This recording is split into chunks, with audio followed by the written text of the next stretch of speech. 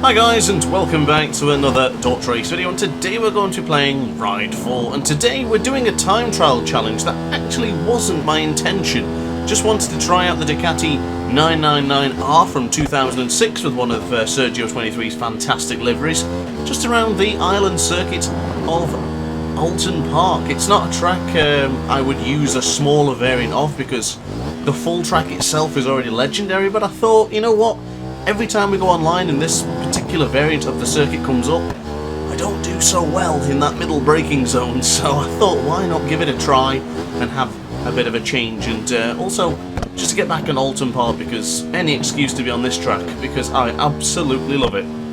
Should be going to the BSB event this year actually in a couple of weeks time, towards the end of September, so if you're going to Oulton Park, let me know in the comments section down below. But into the left hand side then for the water tower, now for the right hand side for Druid's Corner. Druid's Corner gave me a little bit of trouble towards the end of the video as we get a massive wheelie there coming across into the underneath the bridge, and now firm on the brakes we'll go for the penultimate corner of the lodge corner into the nice tight part of the corner. Bring on the power, but try and keep the front end downs. Now I am not using any electronics for this particular video, so you may want to consider putting anti-wheelie on, but I went without. I did prefer without. It felt more natural and felt really more comfortable to use. I don't tend to use anti-wheelie if I can avoid it. Some of the bigger bikes, it's kind of a necessity, but for this Ducati, you can get away with it. Just be very smooth on the acceleration on those parts that want to lift up your front wheel, but braking extremely firmly now for the right-hand side into turn 4. Really difficult corner to get right. It's not something I've ever felt like I got right online, so that's, as I said in the previous lap, a bit of an inspiration for this video as we now brake into Hizzy, so the second time of asking, keeping it in nice and tight, change of direction, lost a little bit of speed there, but we're still neck and neck with the Ghost, so we go into the Knickerbrook for turn 6, and look at the speed we picked up there, excellently done, coming out of the 6th corner, now into Clay Hill, bringing on a lot of power, the front wheel wanting to lift up all the time as we now go gentle on the brakes into Druids and just keep it in for that double apex, lift up on the acceleration, the front wheel just loving this, just wanting to pop up and say hello. It wants to pop up and say like, comment and subscribe if you fancy it. It really enjoying this one as we now go to the left hand side across the Deer Leap, and across the line it is an improvement, a 118.442 in this fantastic British circuit.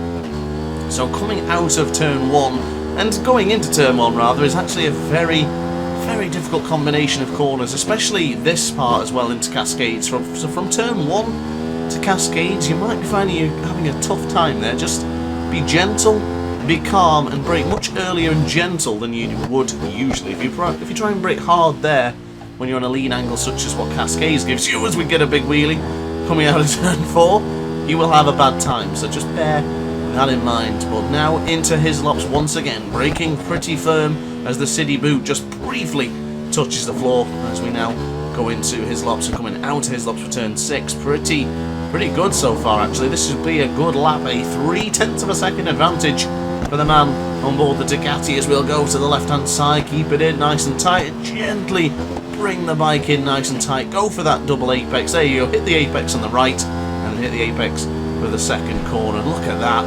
No wheelie this time around. It's given us a nice advantage, a 0.5 of a second gained just by not wheeling. Can we avoid the wheelie again? We certainly can. We certainly can, and across the line this could be a 117. Oh, not quite, not yet. Now if you are looking at competing within this challenge, I will tell you that this bike has been upgraded or downgraded to a point to the 700 to 799 class.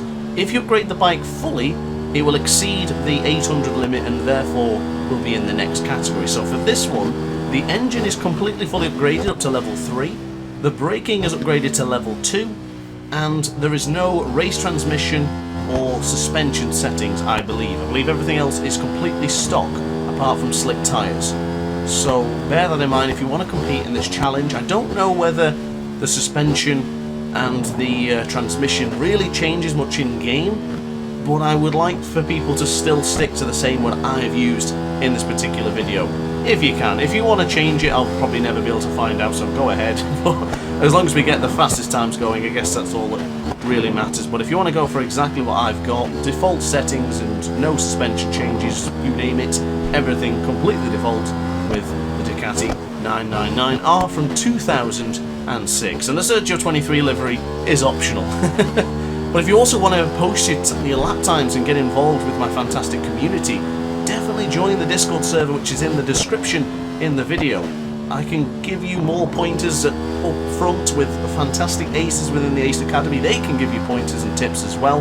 They know a lot more about suspension changes and styles of different bikes. So definitely jump into the Discord server, post your results in there, get some challenges going yourself, and just have a bloody good time within the Discord server.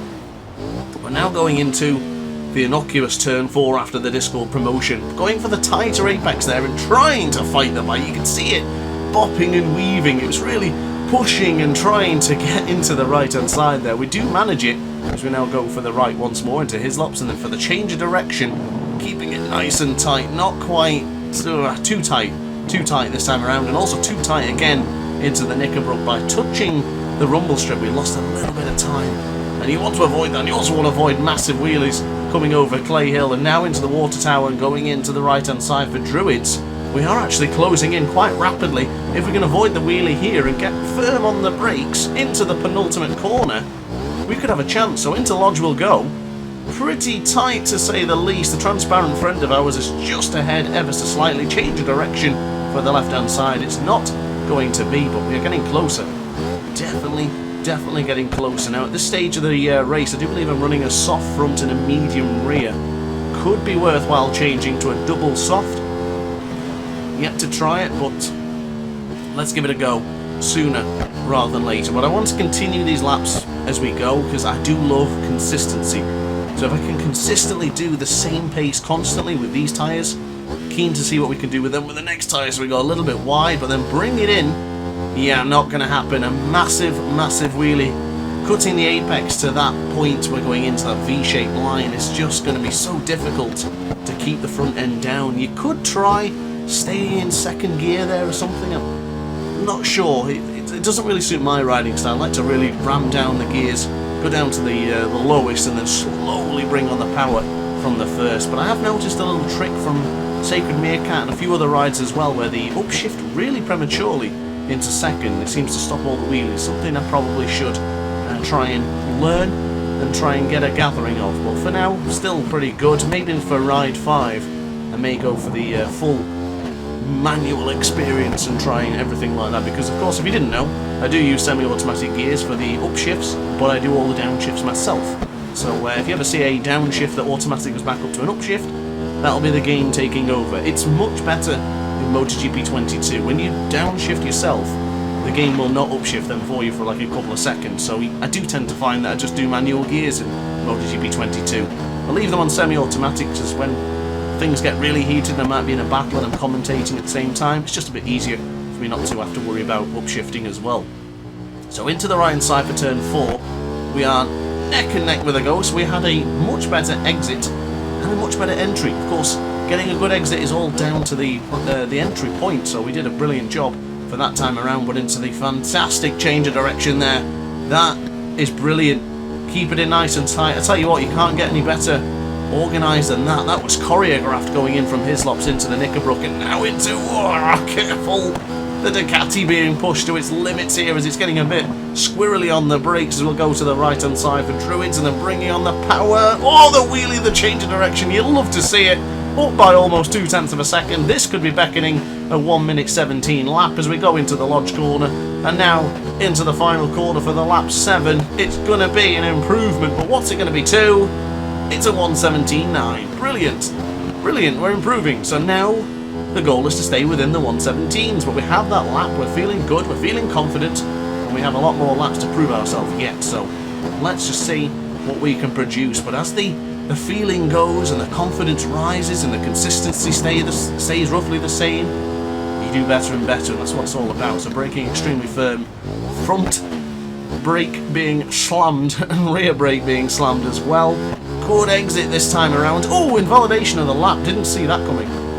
So be very careful about running it too wide there. Apparently that is a big no-no in Ride 4, so avoid that at all costs if you can. And Now into Hislops, change of direction for turn 6. That's too tight. That's too tight. I mentioned this earlier. Go too tight there, you get out of shape, you lose the grip, you lose the drive. Not going to happen, but really strong going into the tower. I tell you what, you can't fault the effort. And I've always said this, just because you invalidate the lap, don't immediately hit the start button and restart.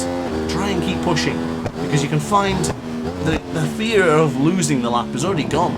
So you'll be more inclined to push even harder into some of those corners. But I tell you what, after this lap, let's change the tyres. I'm curious to see what we can do. So after a quick pit stop and a sip of the old cherry coke, it's time to get back to it once again. Soft option front and soft option rear are the tyre choices for this part now, so from lap 8 onwards, we'll see what we can do. I'm keen to notice the difference. I'm keen to see that the soft will make a big difference. I do feel it will, and already into the first sector up by 3.5 tenths of a second, so our estimating top position of a 117.9 is going to be a little bit different if we complete this lap. We could be looking at a 117.5, and that's going to inspire me to get to the next increment of seconds. So if a 116 beckon us, I do hope it does, but if it is beckoning us, I hope to see it there, so we'll see what happens. But going into the Knickerbrook for turn 6, bringing on the acceleration, the soft has got way more grip. It feels good. The soft option rear is the choice to be on right now, as we'll go into the right hand side, nice and gentle, a little bit too gentle. Ooh, just dipping off the circuit there and getting a massive wheelie. That's my error. That's absolutely fine. So let's sort things out. But I have noticed that the front tyre is really warm.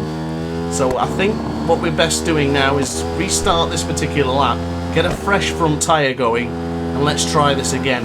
That was a bit of a mistake. I went a little bit firm on the brake, so let's not overheat the front this time around. Let's see what we can do. Now, something I'm a little bit frustrated with is I did restart that lap. I like to get a bit of consistency going, but seeing the state of that front tyre, I thought it would be wise to restart and get a fresh pair on. And there we go. Proof is in the pudding, as they say.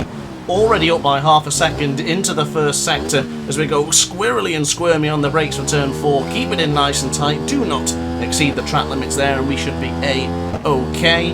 Bringing on the power. The second split is going to come up very soon, just after Hislop chicane. So let's see what happens. Going into the chicane a little bit wide and then bringing it in too tight. That has lost us time, but I'm keen to see what we can produce now across the sector time. It's a 0.6 of a second. This should be a stellar lap. The front end is still getting rather toasty. Let's go a little bit gently on the brakes this time compared to what I have been doing. Keep it in, keep it in, keep it in. Beautiful. Avoid the wheelie at all cost. Nicely done. Just reducing acceleration ever so slightly there. 0.7 of a second. Is a 116 going to beckon us? It doesn't seem like it's going to happen this time around. Didn't really like the entry into Lodge. Massive wheelie. To the left-hand side we will go. Across the line at 117.2. And unfortunately, things happen in life, and I wasn't able to continue my video. I had to disappear out and do some other stuff, so unfortunately I did have to cut it quite early there, and I didn't really record some of it. However, I did notice that when I went to the leaderboard to check my position, my lap time was really slow. It was like a 120 or a 119 something, and the lap time I'd just done with that 117.2 was nowhere to be seen. So naturally I gave it a few hours, jumped back on it just to do the one lap and see if we could beat it. So whatever lap this one is will be the lap time for you guys to beat. I hope we can do the 116. Didn't really give it much chance after this one. I played a little bit after going out and then coming back here now. Hopefully I can get the job done. But this is the last lap of the race, ladies and gentlemen, the last lap of today's DrAce Time Trial Challenge, and I hope you guys are going to be impressed, and I hope you can also beat me, because of course the challenge is on then. Oh, too tight to the apex of Druid's corner. I messed it up there quite massively actually. I'm surprised the lap time wasn't invalidated, but we'll go firm on the brakes for the penultimate corner, firm as you go into turn 10, bringing on the power onto the rumble strip ever so slightly, change of direction to the left hand side and across the line. Is it going to be a 116? Oh, not quite. So unfortunately guys, yes, those are my lap times on screen. I really wanted to continue, I really did. But unfortunately, those are the only 10 laps I did, and then, including the new lap time, I didn't even get the actual ending time for that one. Sorry about that, it was a little bit hectic that day, so here it is anyway. But on the leaderboards, we're second. That 116.9 could have put us to the top, but I wasn't able to get it. So guys and gals, aces across the world, rejoice and take the top spot. Now, funnily enough, Fernandez99 is an ace, but he's using the MV Augusta F4. So, Fernandez, use the 999R and let's see what we can produce. But guys, thank you very much for watching. I hope you enjoyed. If you did, like, comment and subscribe, and I'll see you in the next video. Ciao for now. Oh hi, didn't quite see you there. Good to see you're still here. If this video didn't quite sate your appetite, then why not watch some more DrAce content by clicking the video shown on screen now. Furthermore, if you would like to follow me on social media, you can do so now with the links down in the description. Consider subscribing so you don't miss a single DrAce video.